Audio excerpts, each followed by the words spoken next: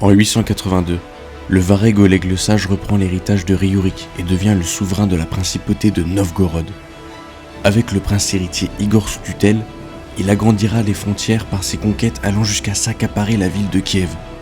De là, il fondera la plus ancienne entité politique commune qui sera à l'origine de la Biélorussie, de l'Ukraine et de la Russie, la Russe de Kiev.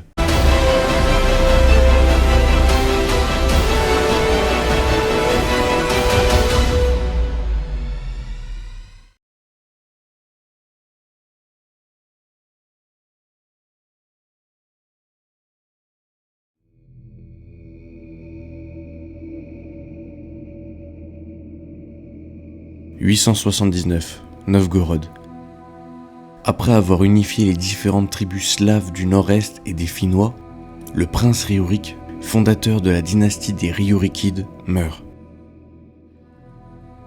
Son fils, Igor, étant trop jeune pour gouverner, il est mis sous la tutelle de l'un des parents de Riourik, Oleg, dit Oleg le Sage. Il faut bien prendre en compte que Riourik, même s'il est le fondateur de la dynastie, reste une figure mythique. Tout de son histoire reste à démontrer. Oleg, en revanche, est bien le premier personnage attesté de l'histoire de la Russie. Son existence et ses actes sont relatés par le moine Nestor dans les chroniques des temps passés ou par des écrivains de l'Empire byzantin. Les premières sources sur l'apparition d'Oleg remontent en 882. Oleg, prince de Novgorod, maître de plusieurs villes et de nombreuses terres, se retrouve à la tête d'une fédération de plusieurs tribus, qui furent annexées par Riourik 20 ans auparavant. Ce territoire que l'on nomme la principauté de Novgorod est encerclé par d'importantes factions de diverses ethnies qui au fil du temps ont migré selon les événements. Pour mieux comprendre l'expansion territoriale d'Oleg et Igor, nous devons nous intéresser à l'histoire et au contexte des peuples avoisinant la principauté de Novgorod.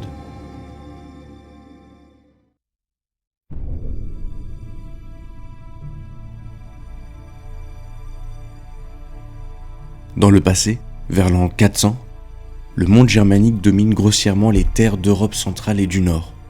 Étendu des flots du Rhin au fleuve du Dniepr, il est composé de différents peuples qui restent bloqués aux frontières de l'Empire romain d'Occident. Un événement va changer le destin de ces hommes à tout jamais, la période des invasions barbares. Venus d'Asie centrale, les Huns se lancent dans un grand mouvement de conquête au point de contribuer à l'effondrement de l'Empire d'Occident. Pendant le passage des Huns d'Attila, certains de ces peuples se voient dans l'obligation d'abandonner leurs terres et de fuir dans l'Empire. D'autres tentent de résister, mais en vain. Dans tous les cas, les peuplades situées à l'est se retrouvent affaiblies, profitant aux tribus slaves qui se mettent à migrer dans l'actuelle Europe centrale. De l'autre côté de la mer Noire, sur les anciennes terres des tribus nomades appelées Scythes, une confédération de peuples turcophones originaires d'Asie centrale s'installe au nord de la mer Noire, les Proto-Bulgares.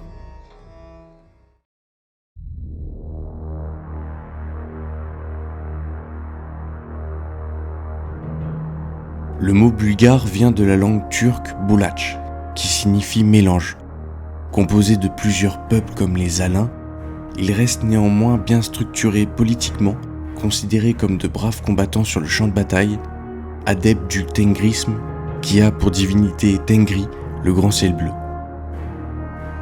Dirigé par le Khan Kubrat, reconnu pour avoir vaincu les Avars, vers 665, après la mort de Kubrat, son fils aîné Badbayan reprend le trône.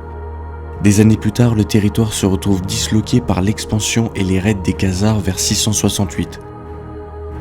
Badbayan se retrouve soumis par les envahisseurs et les terres de l'ancienne Grande Bulgarie sont annexées par les Khazars. Voyant la menace, le reste du peuple proto-bulgare se divise. L'un des fils de Kubrat, Kotrag, migre au nord vers la Moyenne Volga et fondera avec le temps le khanat de Bulgares de la Volga. Quant au reste des proto-bulgares, menés par les autres fils de Kubrat, ceux-ci décident de se diriger plutôt vers les contrées de l'ouest.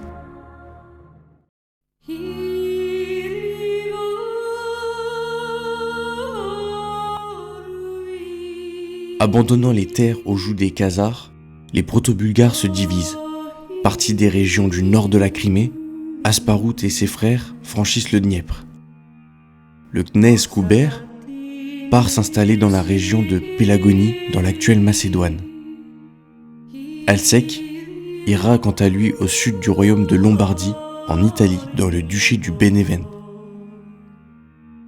Quant à Asparuch, il s'installera quelque temps dans le delta du Danube, aux frontières de l'Empire byzantin. Plus tard, Asparuch lancera des attaques contre l'Empire byzantin vers 860, à peu près au même moment que les raids vikings aux alentours de Constantinople. Il bat les Byzantins à la bataille d'Ongale, ce qui lui permet d'accéder aux Balkans, signant un traité avec l'empereur Constantin IV qui cède les terres de la province de Messie. Asparuch, victorieux, concevra le khanat bulgare du Danube. Environ 20 ans plus tard, son fils Tervel sera désigné comme César pour avoir apporté son aide à l'empereur Justinien II. Puis, au début du IXe siècle, sous le khan Boris, les proto-bulgares et leur population se convertissent au christianisme, marquant la fin du khanat bulgare du Danube et donnant naissance au début du premier empire bulgare.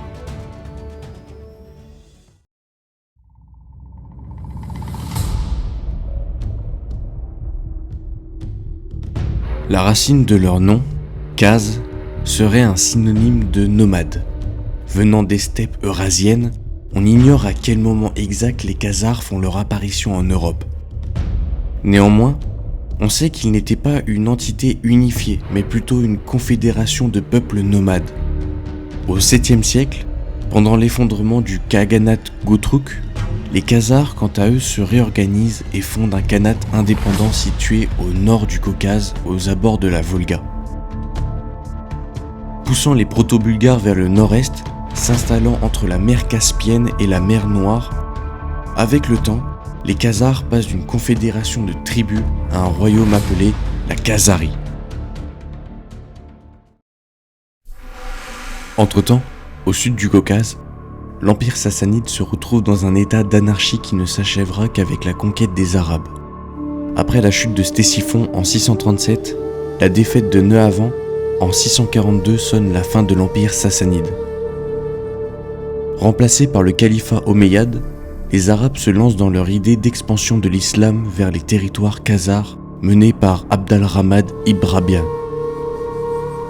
Abd al-Rahman lance des raids et la campagne ne voit aucun affrontement majeur jusqu'en 651. Devant rester prudent, il désobéit au calife et part en direction du nord à la tête d'une grande armée en direction de Balanjar. Mettant le siège de la ville, quelques jours plus tard, la garnison de la ville tente une sortie avec le soutien d'une armée de secours qui prend en étau les forces d'Abd al-Rahman. C'est une grande défaite pour les Arabes qui, en plus de ça, perdent leur chef lors de la bataille selon certaines sources. 3 ans plus tard, les Omeyyades réitèrent leur conquête, menée par Abim ibn Maslama al-Fihri, mais seront de nouveau défaits par les Khazars. Peu de temps après, la première fitna détournera l'attention des Arabes jusqu'au 8e siècle. Les Khazars opéreront des attaques vers la Transcaucasie et subiront une défaite dans les années 661-662. L'État khazar se retrouve au cœur du commerce international. Preuve de son influence grandissante, les sceaux d'or sur les missives adressées au Khagan khazar par Byzance sont plus lourds que celles envoyées au pape. Les princesses khazares monteront fréquemment sur le trône de Constantinople. Par exemple, l'empereur Léon IV, en mémoire de sa mère, sera surnommé le Khazar. Vassili Kliouchtchevski explique que les peuples slaves sous domination khazare gardent leur indépendance extérieure, se voient acquérir d'importants avantages économiques, comme l'accès des voies fluviales de la steppe rejoignant le commerce de la mer Noire et de la mer Caspienne. Pendant 2 siècles, les Khazars ne cesseront d'agrandir leur territoire, contrôlant les terres du Caucase comme celles des Arméniens, des Géorgiens, des Alains ou encore des Pétchénègues et des Slaves.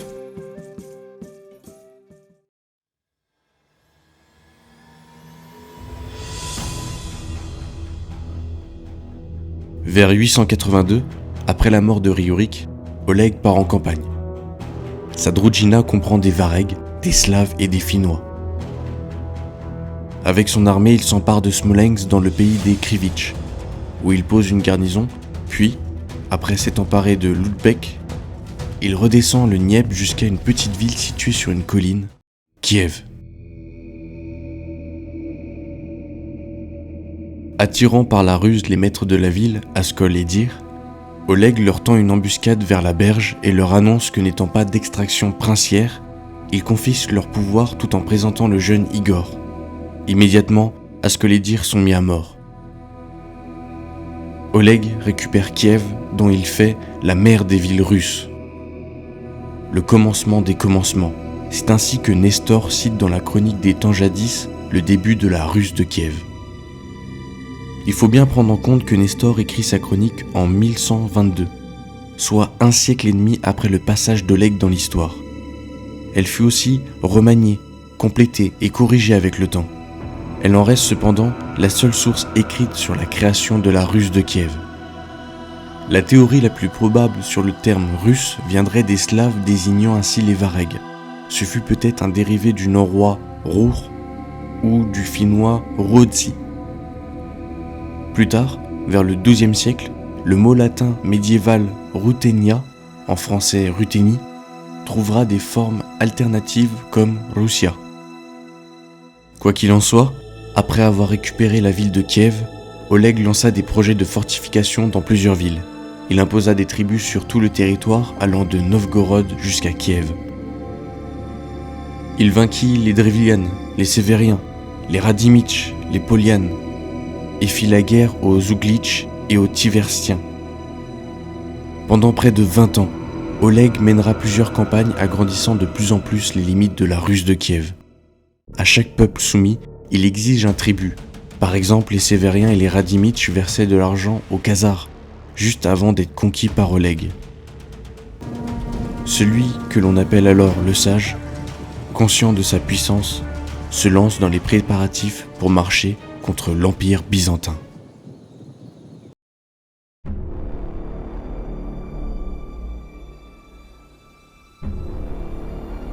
Occupant un vaste territoire composé de plusieurs peuples soumis, Oleg se prépare à marcher contre les Grecs. En 907, il confie Kiev à Igor et rassemble une grande armée composée de 12 tribus. Les sources nous parlent de 2000 bateaux, chiffre sûrement exagéré par les chroniqueurs. Toutefois, la puissance de son armée est confirmée par les victoires remportées aux environs de Constantinople. Nestor nous raconte: il tua nombre de Grecs aux approches de la ville, détruisit quantité de palais, incendia des églises. Quant aux captifs, les uns étaient passés par le fil de l'épée, d'autres torturés, certains tués par le feu ou jetés à la mer. Les Russes firent subir bien d'autres maux aux Grecs, ainsi qu'il était coutume avec leurs ennemis. Les Byzantins se retrouvent apeurés, se réfugient derrière les murs de Constantinople, et l'empereur Léon VI demanda des négociations de paix. Sûrement dépassé par les événements, l'Empire est prêt à payer le tribut qu'exigera Oleg. Pour les Russes, c'est alors le tout premier traité international.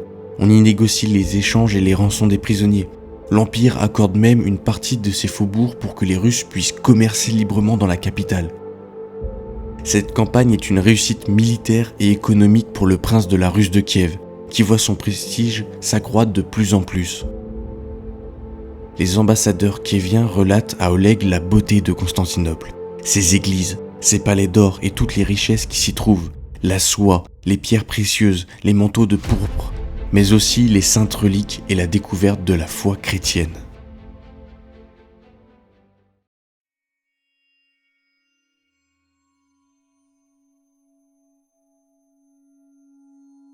Par manque de sources, les circonstances sur la mort d'Oleg restent assez floues.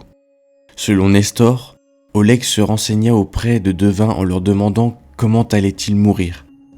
Les devins lui firent part de leur prophétie. « Prince, le cheval que tu aimes et que tu montes sera la cause de ta mort. » Le prince se mit en tête de ne plus jamais monter l'animal. 4 années s'écoulèrent quand Oleg revint à Kiev après son expédition en Grèce. Apprenant la mort de sa monture, se moquant des devins, il alla voir et monta sur les ossements de l'animal, puis mit son pied sur le crâne. Soudain, un serpent sortit du crâne et morda Oleg au pied. Peu de temps après, il tomba malade puis mourut, et fit peut-être enterrer vers Tchekovista. Tout le peuple pleura plein de douleur. Cela nous montre l'affection du peuple à son dirigeant. Pour eux, Oleg est celui qui a véritablement établi et développé la Russe. Sous son règne, les colonies varegs, qui étaient devenus des comptoirs commerciaux, se sont transformés en villes fortifiées. Après sa campagne victorieuse contre Constantinople, l'influence de la Russe de Kiev se voit grandement augmenter. Les routes commerciales avec l'axe Novgorod-Kiev se retrouvent décuplées. En déplaçant la capitale à Kiev, l'État montre un réel pouvoir sur les peuples slaves et de plus se rapproche de l'influence des Byzantins. En choisissant de protéger Igor en tant que prince héritier, indirectement, Oleg reprend l'héritage de Riourik et s'associe à la naissance de la Russe. Conquérant, diplomate, intendant, sa politique habile lui vaudra le surnom de Sage, Oleg le Sage, le créateur de la Russe de Kiev. Merci d'avoir regardé ce second épisode. S'il vous a plu, n'hésitez pas à vous abonner et à activer la cloche pour ne pas rater la prochaine vidéo qui traitera du règne d'Igor et de sa femme Olga.